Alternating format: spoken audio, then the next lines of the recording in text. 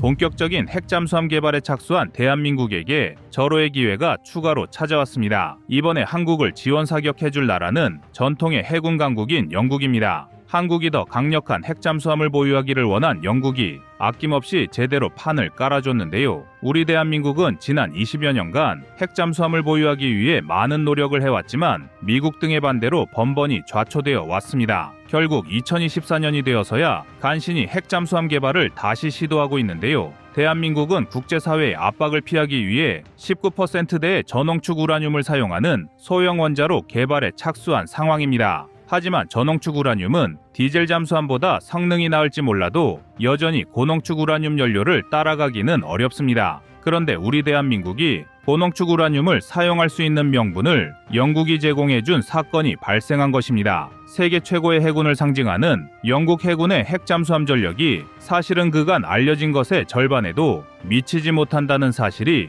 전 세계로 보도되었는데요. 핵잠수함은 한 척만 보유하고 있어도 재래식 잠수함 5척 이상의 역할을 해낼 수도 있다는 평가를 받는 전략자산입니다. 그런데 10척 이상의 핵잠수함을 보유한 것으로 알려진 영국이 사실은 전멸한 것과 다름없는 수준으로 핵잠수함을 방치하고 있다는 사실은 국내외 해군 전문가들에게 큰 충격으로 다가오고 있습니다. 그런데 자국의 허접한 해군, 인프라를 걱정하는 영국의 군 전문가들과 달리 한국의 군 전문가들은 오히려 지금이 대한민국에겐 아주 좋은 기회가 될 수 있다는 평가를 덧붙였습니다. 미국의 주요 파트너 중 하나인 영국이 고꾸라지는 것은 반대로 한국의 입지를 더 높일 수 있다는 것인데요. 그래서 준비했습니다. 오늘은 영국의 허접한 핵잠수함 실태가 한국의 핵잠 개발에 어떤 영향을 미칠지 자세히 알려드리겠습니다. 여러분의 구독과 좋아요가 꺼리튜브 운영에 많은 힘이 됩니다. 영국은 강력한 해군의 상징과도 같은 나라였습니다. 1895년에 설립된 영국 해군연맹은 세계 해군력 2, 3위 국가의 해군력을 다 합친 것보다 영국 해군의 전력이 더 강해야 한다는 이국 표준주의 정책을 제정한 이래 영국은 그 어느 나라도 넘보지 못하는 강력한 해군력을 보유했습니다. 대영제국 시절에 패권을 내려놓은 현 시점에서도 영국은 세계 해군력 순위 9위에 자리 잡고 있을 정도로 여전히 막강한 해군력을 자랑하는데요. 하지만 영국 해군이라는 상징성을 걷어내고 나면 그 실상은 사실 보잘것없었다는 것이 만천에 드러났습니다. 영국 국방저널과 BBC 등을 통해 보도된 영국 해군의 실상은 트라팔가급 핵잠수함인 트라이엄프함을 40일 이상 임무에 투입하지 못할 정도로 작전 준비 상태가 형편없는 실정입니다. 잠수함 전력은 전시 상황이 아니더라도 해상에서의 상시 자망을 통해 국가의 군사적 영향력을 확대하고 잠재적 적국의 군사 도발을 억제하는 역할을 수행합니다. 따라서 잠수함이 수시로 출항하여 자망 작전을 펼치는 것은 자국의 전략적 안정성을 높이는 중요한 요소인데요. 하지만 영국은 다수의 핵잠수함을 보유하고 있음에도 불구하고 제대로 된 자망 작전을 펼치지 못하고 있습니다. 영국 국방저널은 트라이엄프함이 작전을 수행한 지 47일이나 지나고 있다는 점을 지적했으며 여기에 더해 트라팔가급보다 한 체급 위의 아스튜트급 핵잠수함은 마지막으로 바다에 나간 지 무려 121일이 지났다는 점까지 강조했습니다. 지금 이 시각에도 영국의 핵잠수함들이 바다로 출항하지 못하는 날짜는 점점 늘어나고 있는데요. 이러한 상황을 두고 영국의 군 전문가들은 북대서양 일대의 해상 위협에 대응하는 영국의 능력이 저하될 수 있다는 우려를 표하고 있습니다. 영국은 보유하고 있는 10척의 핵잠수함 중에서 절반이 넘는 6척의 핵잠수함이 항구에 갇혀 있는 상황이며 이는 유지관리 능력이 없고 사용할 수 있는 드라이도크의 수량이 부족하기 때문입니다. 아닌 게 아니라 과거에도 영국은 군함을 정비하는데 2, 3년 이상의 시간을 소모하여 해군력 유지가 어려운 것이 아니냐는 지적을 받은 전력이 있는데 이번에는 다수의 핵잠수함을 제대로 운용할 수 없다는 점에서 그 문제가 더욱 심각합니다.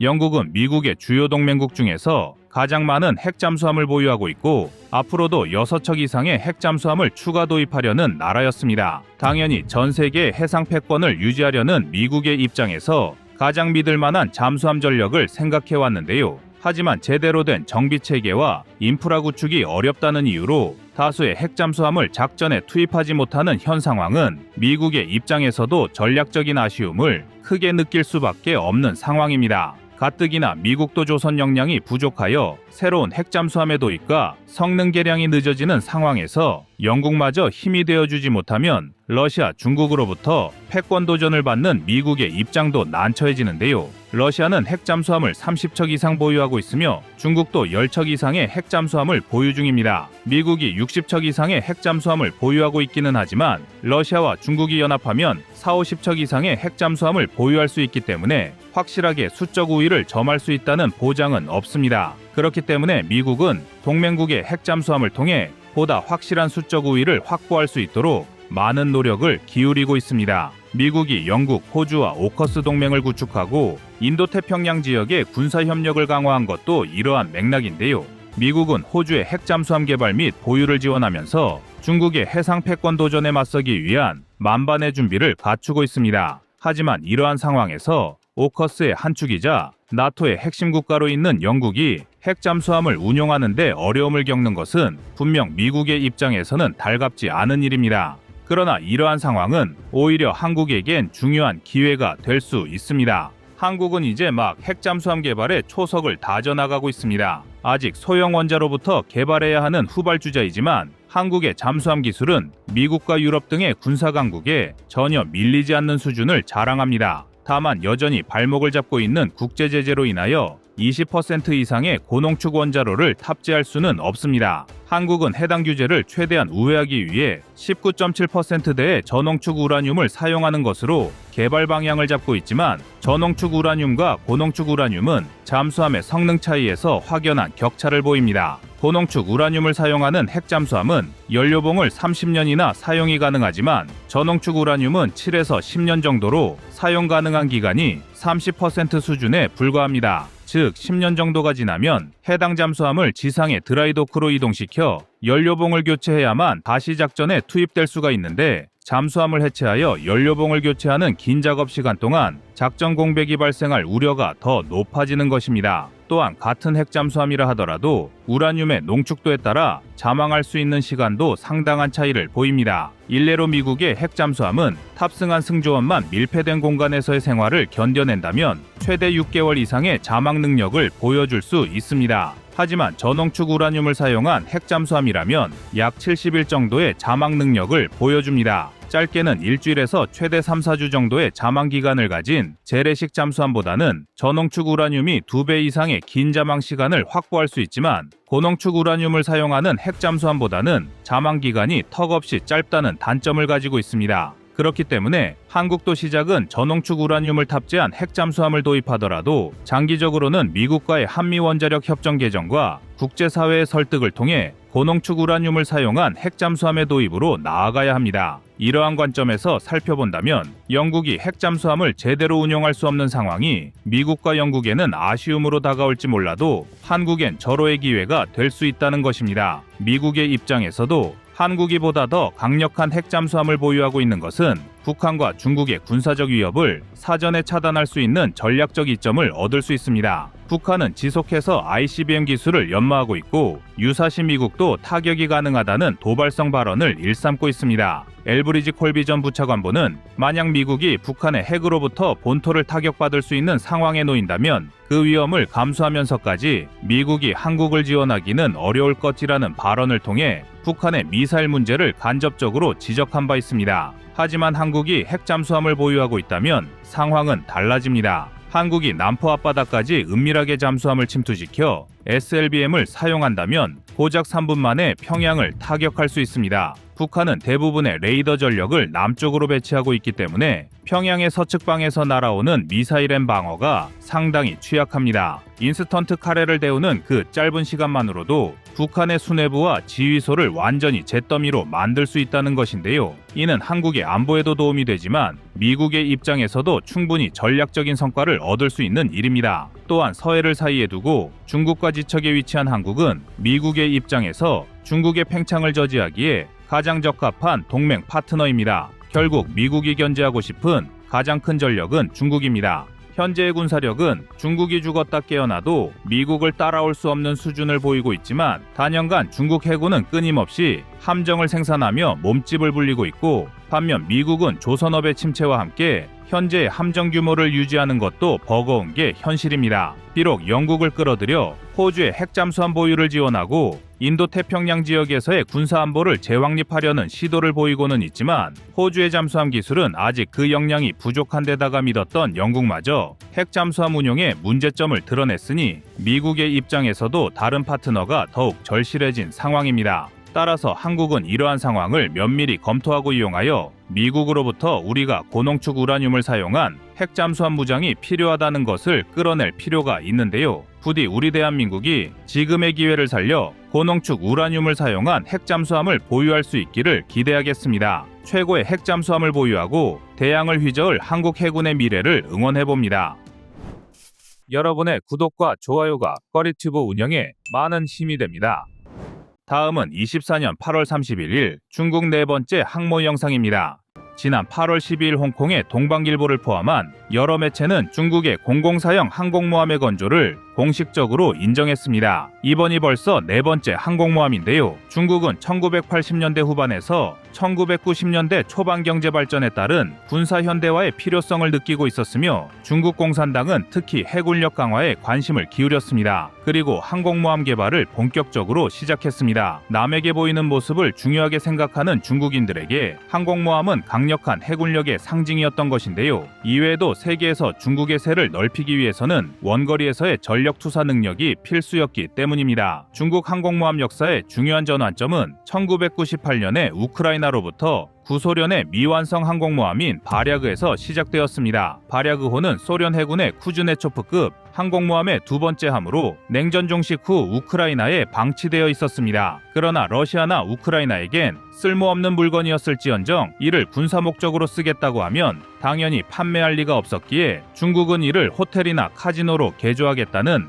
거짓 약속을 한 것입니다. 그러나 당연하게도 바랴그호가 중국 달엔 조선소에 인도되자마자 그들은 대대적인 개조 작업을 시작했습니다. 이 과정에서 중국은 항공모함 건조와 관련된 기술을 습득하고 독자적인 항공모함 개발의 기초를 다질 수 있었는데요. 2012년 개조를 마친 바랴그호는 리아오닝호라는 이름으로 공식 취역했습니다. 결국 리아오닝호는 중국 최초의 항공모함으로 역사에 기록되었고 당시나 지금이나 항공모함으로 제대로 된 기능은 못하는 것으로 판정되어 현재는 주로 훈련용 및 시험용 플랫폼으로 사용되는 것으로 알려져 있습니다. 중국은 바랴그호의 개조가 만족스러웠는지 곧이어 두 번째 항모 제작에 들어갔습니다. 이 항공모함은 중국에서 자체적으로 설계 및 건조된 첫 항공모함으로 001A형으로 불렸으며 이후 산둥호로 명명되었습니다. 산둥호는 2017년 4월 26일 진수되었으며 2019년 12월 17일 공식 취역했습니다. 산둥호는 랴오닝호의 설계를 기반으로 하고 있는데요. 사실상 구소련의 항공모함 설계를 그대로 이어받는 패착이 되었습니다. 여기에 중국은 국산화를 이루겠다며 일부 기술적 개선을 더했습니다. 예를 들어 비행갑판의 설계를 바꿔 항공기의 운용 능력을 강화하려 했는데요. 자체 기술이 부족했던 중국은 이번에도 실패를 거듭했습니다. 그러나 산둥호는 중국이 자체적으로 건조한 첫 항공모함이라는 점에서 큰 의미가 있으며 중국 해군의 원거리 작전 능력을 크게 향상했다는 평가도 받고 있습니다. 그리고 세 번째 항공모함은 우리에게도 널리 알려진 푸제노입니다. 흔히 003형으로 불리며 2022년에 진수되어 푸제노로 명명되었습니다. 푸제노는 중국의 항공모함 개발에서 중요한 진전을 나타내며 기존의 랴오닝호와 산둥호와는 달리 전자기식 캐터펄트 시스템을 채택하여 함재기를 발진시킬 수 있는 능력을 대폭 향상시켰습니다. 중국은 자체 평가로 푸제노가 중국 항공모함 중 가장 진보된 함선으로 추앙하고 있으며 이제 중국이 미국과 같은 해군 강국들과 경쟁할 수 있다는 점을 강조하고 있습니다. 심지어 친정부 성향의 중국 군사 전문가들은 푸제남의 성능이 미국의 핵 추진 항모 니미츠급을 넘어 차세대 핵항모 제럴드 포드함과 필적한다고 자랑하고 있는데요. 그러나 푸제남의 면면을 뜯어본 진짜 전문가들은 중국이 푸제남을 왜 만들었는지 의구심을 표하고 있습니다. 무엇보다 중국은 러시아 수호이 33을 카피해 만든 젠15형 함재기를 운영하는데 이들 전투기가 이륙하기엔 푸제남의 구조와 설계가 너무 엉성했기 때문입니다. 1, 2번 함의 실패로 중국이 스토바 방식을 포기하고 캐토바 방식을 채용한 것까지는 좋았는데 현재 중국의 항모 기술로는 여기에 드는 전력을 푸제남에 공급할 수 없었습니다. 그런데도 중국은 푸제남의 건조를 원한 그대로 밀어붙이는 실책을 범했고 어쩌면 네 번째 항모에서도 같은 실수를 반복할 가능성이 큽니다. 중국 항모 기술의 두 번째 문제는 스팀 보일러입니다. 푸제남은 우크라이나제 KVG형이나 이를 카피한 모방형 스팀 보일러로 움직이는 추진 체계를 사용했는데 놀랍게도 이미 서방에서는 10년 전부터 스팀 보일러가 항모엔 적합지 않다는 판단을 내리고 있습니다. 실제 우크라이나제 KVG 사형 스팀 보일러 엔진을 장착했던 인도의 비크라마디트야 항모와 러시아 에드미랄 쿠즈네초브 항모는 고압의 배관과 고질적인 냉각장치 문제로 화재 사고가 자주 일어났으며 비교적 최근인 2020년엔 러시아의 에드미랄 쿠즈네초브 항모에 스팀이 공급되지 않아 지중해에서 러시아까지 모든 함재기가 개별적으로 이동하는 초유의 사태를 막기도 했습니다. 또한 푸제남과 새로 건조되는 공공사형의 만재톤 수는 약 10만 톤 급으로 예상되는데요. 랴오닝 항모의 6만 톤과 7만 톤의 산둥호도 버거워하던 중국 기술로 10만 톤의 항모는 애초부터 설계 에러란 의견이 많습니다. 중국은 모자란 추력과 전력을 스팀 보일러의 추가 장착으로 해소할 것으로 보이는데요. 그러나 과연 고장이 잦고 예측 불가의 스팀 보일러를 8대 이상 달고 각종 첨단 무기화 체계를 잘 운영할 수 있을지는 의문입니다. 전문가들은 과거 중국이 랴오닝과 산둥 항모의 최대 속도는 공개했으면서 푸젠 항모의 최대 속도는 공개하지 못하는 이유도 이와 연관성이 크다고 보고 있습니다. 그러나 여기엔 급격한 반전이 있는데요. 일부 전문가들은 중국이 새롭게 개발 중인 네 번째 항공모함은 핵 추진 방식을 채택할 것으로 예상하고 있습니다. 당연히 기술만 따라와 준다면 핵 추진 항모 이상의 최선은 없습니다. 만약 중국이 핵 항모를 보유한다면 항공모함의 작전 범위를 크게 확장하고 더 오랜 시간 동안 원거리에서 작전을 수행할 수 있는 능력을 갖추게 될 것임을 의미합니다. 그리고 이러한 항공모함이 실전에 배치된다면 중국은 해군력에서 미국 이상의 파괴력을 갖출 것으로 보고 있습니다. 그렇다면 과연 중국이 핵 추진 항공모함을 건조할 기술력을 보유하고 있는지에 대한 논의가 우선되어야 할 텐데요. 결론적으로 중국은 핵 추진 항공모함을 건조할 수 있는 기술적 기반을 갖추고 있는 것으로 평가되지만 몇 가지 도전 과제가 여전히 존재합니다. 특히 중국은 지난 몇 년간 해군 및 원자력 기술에서 상당한 진전을 이루었습니다. 중국은 이미 여러 핵 추진 잠수함을 운영 중이며 이러한 잠수함에서 얻은 기술과 경험은 핵 추진 항공모함의 개발에도 적용될 수 있습니다. 더구나 세 번째 항공모함인 푸제노가 채용한 첨단 전자기식 캐터펄트 시스템은 고출력 전원을 내줄 수 있는 핵 추진 시스템과 잘 어울립니다. 그러나 핵 추진 항공모함은 단순한 기술적 발전 이상의 도전을 요구하는데요. 항공모함에 필요한 대형 원자로의 설계와 안전한 운용, 장기적인 유지 보수 및 운영 노하우 등에서 여전히 상당한 도전 과제가 남아 있습니다. 또한 핵 추진 항공모함은 재래식 항공모함보다 훨씬 더 복잡한 시스템 통합이 필요하기 때문에 이러한 통합 능력에서 중국이 얼마나 성숙했는지가 관건입니다. 사실 그간 중국이 보여준 전례에서 봤을 때 일단 만들고 보자식 핵 추진 항모는 언제 터질지 모르는 핵폭탄이 바다 위를 떠다니는 것과 마찬가지입니다. 사실 주변국으로서는 중국의 핵 항모 도입으로 인한 군사력 강화 걱정보다는 중국이 또 하나의 전 지구적 민폐를 끼칠지 모른다는 고민거리를 안겨준 셈입니다. 사실 그동안 전문가들은 중국이 향후 10년 내에 핵 추진 항공모함을 건조할 가능성이 크다고 예측했는데요. 이와 관련하여 중국 해군의 정치위원 위안화즈 제독은 중국이 핵 추진 항공모함을 건조할 기술적 병목 현상이 없다고 언급하며 기술적으로 가능하다는 신호를 보냈습니다. 만약 중국의 네 번째 항모가 핵 추진 방식을 채용한다면 이는 당연히 서방 세계에 대한 도전이며 위협이 되겠지만 상당수 전문가들은 이것이 대한민국에게 나쁘지 않은 상황이라는 주장도 나오고 있습니다. 이미 물리적인 양에서 중국 해군력에 밀리기 시작한 미국이 한국과 일본, 호주, 대만의 해군력을 키워줄 것이란 논리인데요. 실제로 중국의 팽창을 염려한 미국이 태평양 함대로 항모 전력을 집중하고 있으며 미국의 하수인을 자처하는 일본 역시 경항모 전단을 편성하기 시작했습니다. 이로 인해 전시의 동북아에서 활동할 항모 전단의 수가 무려 10개가 넘는 상황이 됐습니다. 바야흐로 동북아에 이미 항모대전이 시작했다고 해도 과언이 아닌데요. 여기에 호주는 미국으로부터 핵잠을 받기로 한 상태입니다. 그러나 이미 자체 기술력을 갖춘 대한민국은 다 필요 없고 핵만 쓸 수 있게 해달라는 입장입니다. 중국이 아시아에서의 영향력을 확대하는 상황에서 우리 해군이 살아남기 위해서는 반드시 국산 항모가 필요하다는 의견이 주류를 이루고 있고 실제로 항모는 21세기 현대 해군의 해전에서 꼭 필요한 전력입니다. 일단 항모가 없으면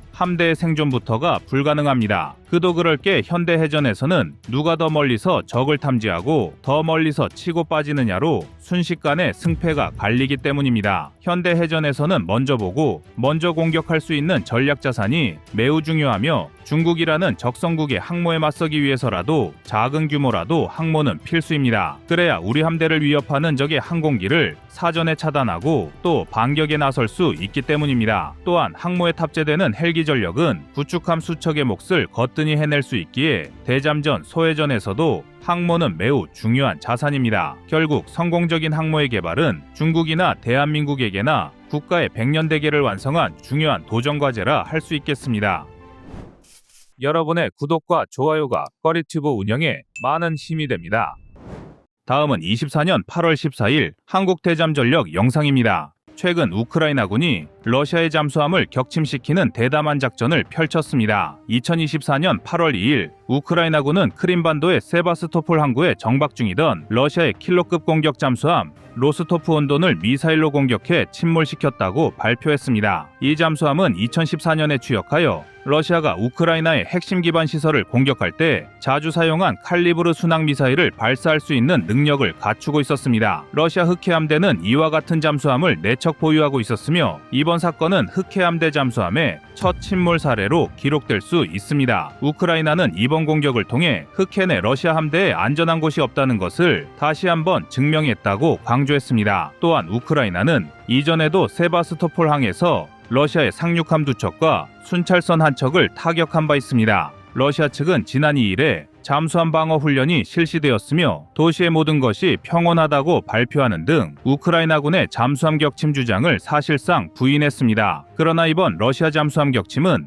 우크라이나가 서방에서 제공한 미사일과 자체 개발한 드론을 효과적으로 활용하여 러시아의 군사력을 타격한 사례인 동시에 대잠 작전의 중요성을 보여줍니다. 대한민국 해군의 잠수함 전력은 세계 6위 정도로 꽤 준수한 편이지만 대잠 전력 역시 이에 못지않습니다. 최근에는 우리 해군이 오랫동안 요구해왔던 MH-60R 시호크 해상작전 헬기를 도입하여 대잠 전력을 한층 강화하고 있습니다. MH-60R 시호크는 미국 로키드 마틴사나 시콜스키사가 제작한 헬기로 UH-60 블랙호크를 해상작전에 맞게 개조한 모델인데요. 대잠수함전, 대함전, 수색 및 구조 등 다양한 임무를 수행할 수 있는 능력을 갖추고 있어 해군 작전에서 중요한 역할을 합니다. MH-60R 시호크는 길이 19.7m, 너비 3m, 높이 5.23m, 최대 이륙 중량 1400kg으로 최고 속도 시속 270km, 항속거리 830km의 성능을 자랑합니다. 또한 AN APS-153V 레이더와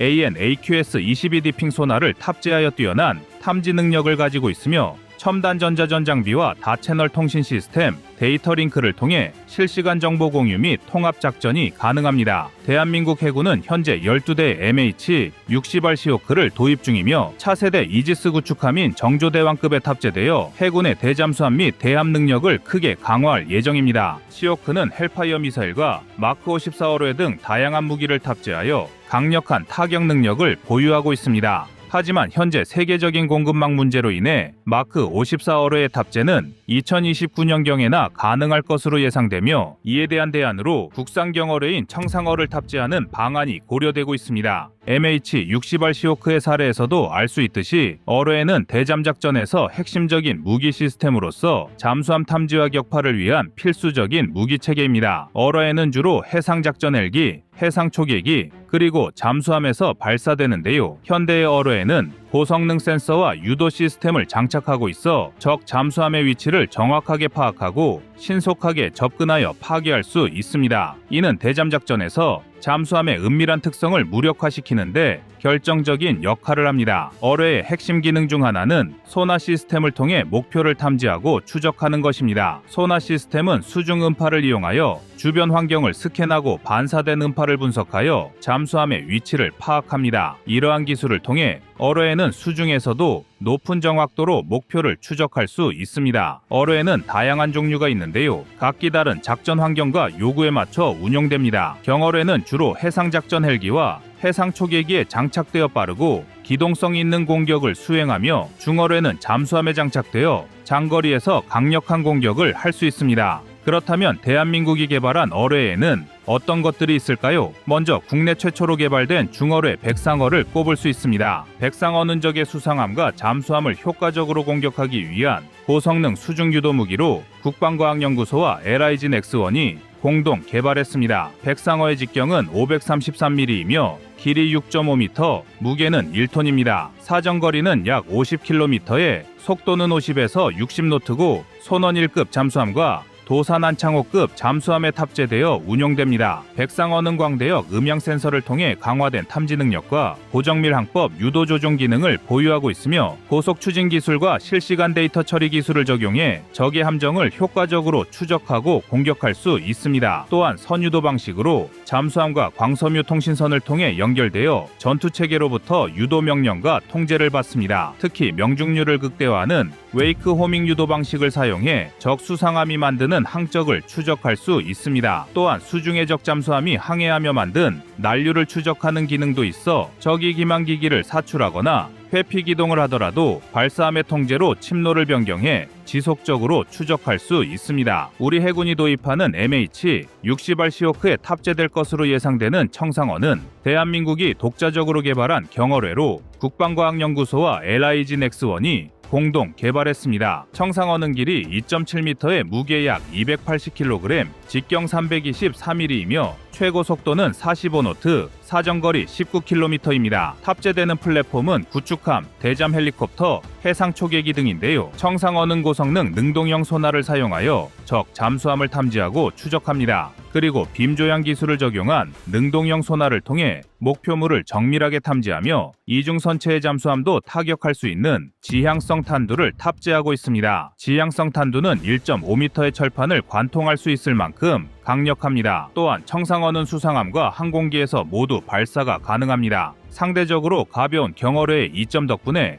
구축함, 대잠 헬리콥터, 해상 초계기 등 다양한 플랫폼에서 운용할 수 있어 대잠 작전의 유연성을 크게 높여줍니다. 청상어의 탐지 시스템은 세계 최고 수준의 성능을 자랑하는데요. 고성능 소나 시스템을 통해 목표물을 신속하게 탐지하고 높은 명중률을 자랑하는 유도 시스템을 통해 적 잠수함을 추적합니다. 게다가 발사 후 자동으로 목표물을 추적하는 파이어 앤 폴겟 방식이 적용되어 발사 플랫폼과의 지속적인 통신 없이도 자율적으로 목표물을 타격할 수 있습니다. 이외에도 어뢰와 유도 로켓을 결합한 혁신적인 무기체계 홍상어가 있는데요. 역시 국방과학연구소와 LIG 넥스원이 공동 개발한 홍상어는 구축함과 호위함에 탑재됩니다. 홍상어는 어뢰와 로켓 추진 시스템을 결합한 구조로 인해 발사 후 빠르게 수직으로 상승한 후 목표 지점에 도달하면 다시 수중으로 진입하여 목표를 타격하는 방식으로 작동합니다. 이러한 구조는 적 잠수함과 수상함의 회피 기동을 무력화하고 다양한 환경에서 효과적으로 작동할 수 있게 합니다. 또한 고성능 소나 시스템을 탑재하여 적의 잠수함과 수상함을 정확하게 탐지하고 추적합니다. 이 시스템은 능동 및 수동 모드로 작동하며 다양한 해상 환경에서도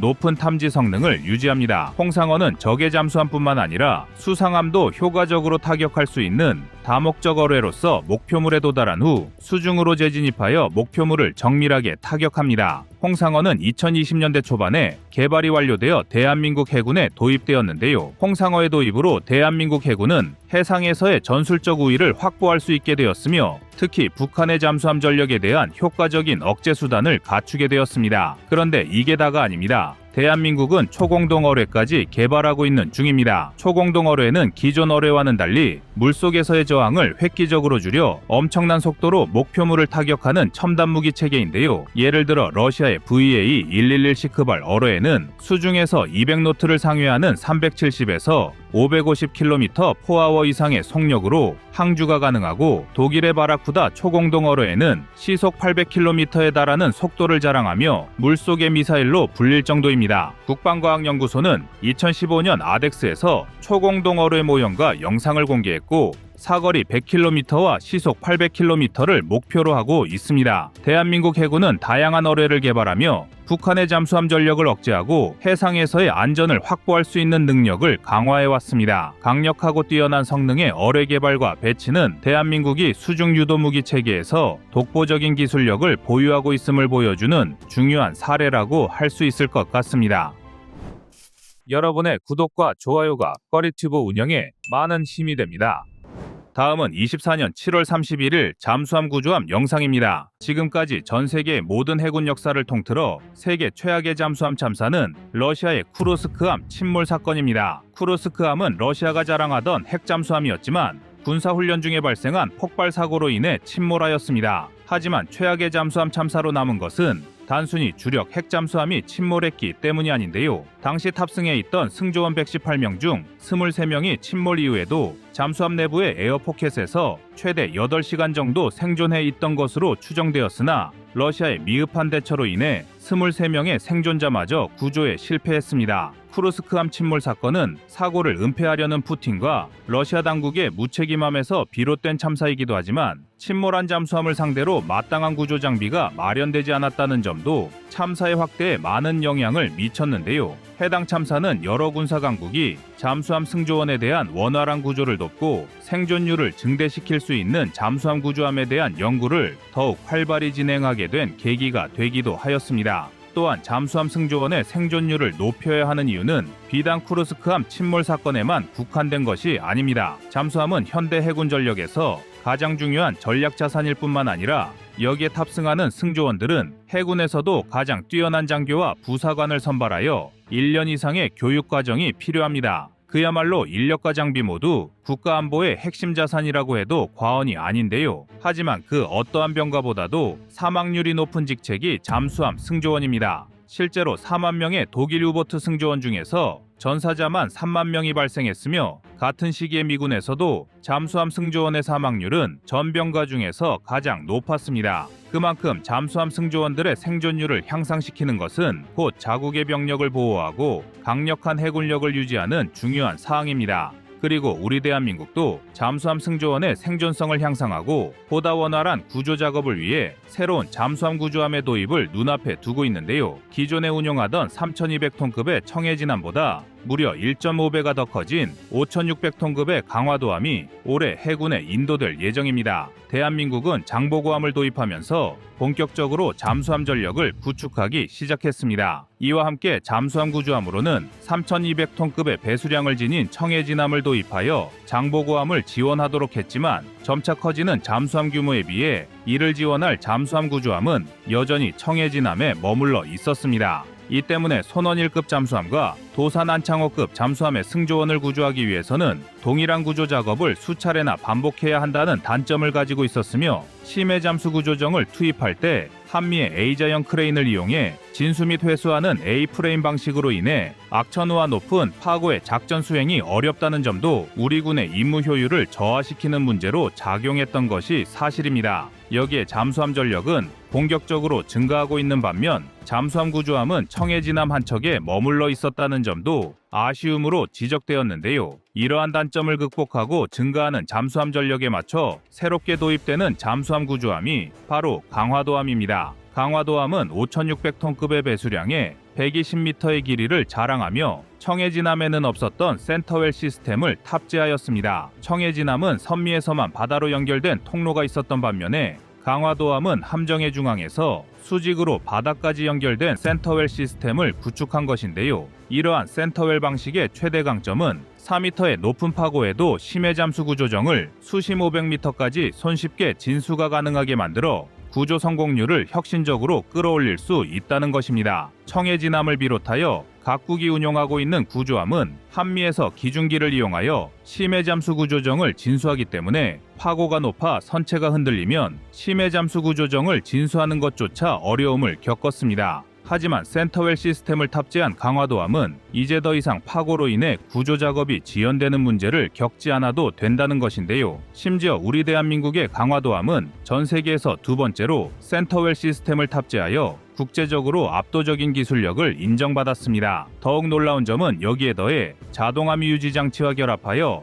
파도나 해류와 관계없이 함정의 위치를 정확하게 유지할 수 있습니다. 결국 자동함 유지 장치를 통해 파고의 영향을 받지 않은 상태에서 구조함이 정확한 위치를 유지하고 센터웰 방식으로 수심 500m까지 심해 잠수 구조정을 진수해 잠수함 내 승조원 최대 17명을 효과적으로 구출해낼 수 있다는 걸 의미합니다. 그런데 강화도함의 임무는 여기서 끝이 아닙니다. 한국의 강화도함은 유사시 잠수함에 대한 구조 임무에만 국한된 것이 아니라 언제든 잠수함에 임무를 지원할 수 있는 시스템까지 구축하고 있습니다. 강화도함은 UH-60급 헬기 한 대와 고속 단정 2대를 탑재할 수 있고 잠수함에 대한 유류 등 군수 지원 능력도 보유하고 있습니다. 이는 마치 공군에서 운용하는 공중급유기와 비슷한 역할로서 대한민국 해군 잠수함의 작전 지속 능력을 향상시킬 수 있습니다. 말 그대로 한국 잠수함의 임무를 전천후로 지원해 줄 수 있는 군자산이라 할 수 있는데요. 이 밖에도 잠수사의 안전을 위한 감압시설 등을 보유하고 있어 구조 임무에 투입될 한국 잠수사들의 안전까지도 철저하게 보호할 수 있도록 각종 첨단 시스템을 구축하고 있습니다. 그만큼 강화도함은 잠수함 구조함으로써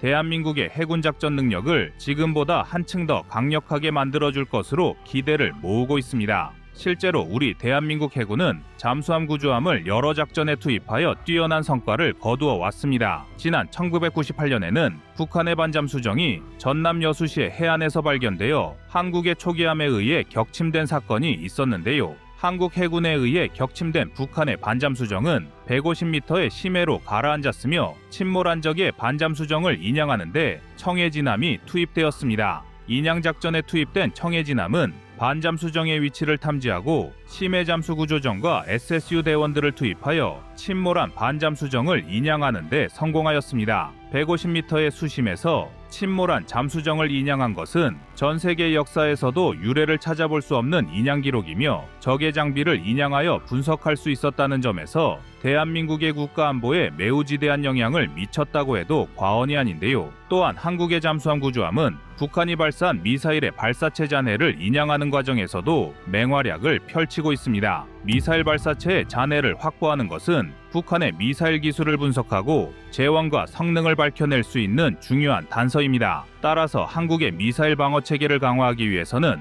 반드시 획득해야 하는 군사기밀이라 할 수 있는데 바다에 떨어진 발사체는 그 무게로 인해 심해로 가라앉게 되면서 군 당국에서 이를 확보하는데 난항을 겪는 경우가 많았습니다. 하지만 잠수함 구조함이 인양작전에 투입되면서 이제는 북한의 발사체 잔해를 확보하는 것도 어렵지 않은 상황인데요. 일례로 지난해 6월에 발사한 천리마 1형의 잔해를 청해진함이 인양하면서 길이 15m의 발사체 잔해를 한국이 확보하기도 하였습니다. 이렇듯 잠수함 구조함은 단순히 침몰당한 잠수함의 승조원을 구출하는 것 이외에도 잠수함에 대한 작전 지속 지원 및 각종 해상 임무에서 다방면으로 활용될 수 있다는 것을 알 수 있으며 청해진함보다 한층 더 커진 규모와 첨단 시스템을 자랑하는 강화도함은 한국 해군의 임무 수행을 든든하게 지원해 줄 것으로 기대를 모으고 있습니다. 여전히 잠수함 승조원에 대한 구출 능력이 부족한 러시아와 중국에 비하면 우리 대한민국의 기술력은 세계 최고 수준이라는 것을 알 수 있는 대목인데요. 쿠르스크함 침몰 사고 이후로부터 5년이 지난 후 러시아의 프리즈 AS-28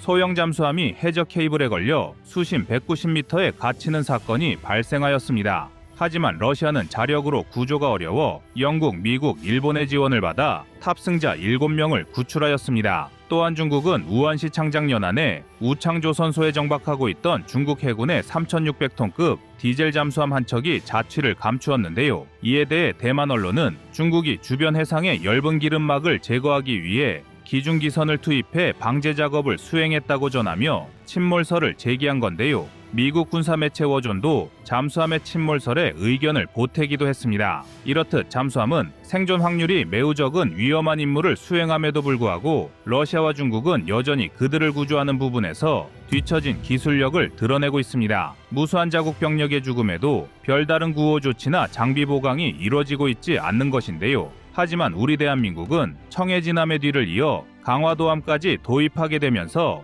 앞으로 임무를 수행할 잠수함 승조원에 대한 철저한 지원을 구축하고 있습니다. 군에서 작전 계획을 수립할 때는 장명 5개항에 맞춰 작전을 수립하는데요. 이때 네 번째 항목이 작전 지속 지원입니다. 그만큼 작전에 대한 지원은 우리 군의 임무 성공에 있어 매우 중요한 요소입니다. 그리고 우리 대한민국은 잠수함의 보유 수량과 규모만 증대시키는 것이 아니라 이러한 작전 지원을 위한 구조함까지 새롭게 구축하고 있습니다. 한국 잠수함을 든든하게 뒷받침할 세계 최고의 잠수함 구조함에 대해 여러분의 생각은 어떠신가요? 이상 꺼리튜브였습니다.